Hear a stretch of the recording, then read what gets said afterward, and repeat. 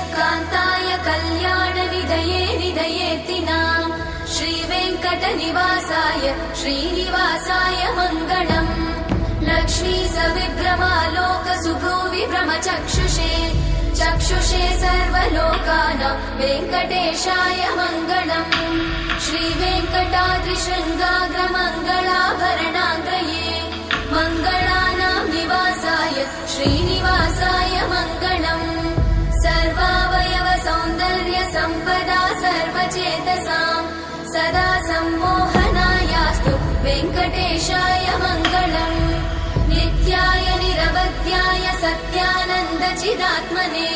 सर्वान्तरात्मने श्रीमद् वेङ्कटेशाय मङ्गलम् स्वतः सर्वविदे सर्वशक्तये सर्वशेषिने सुलभाय सुशीलाय वेङ्कटेशाय मङ्गलम्।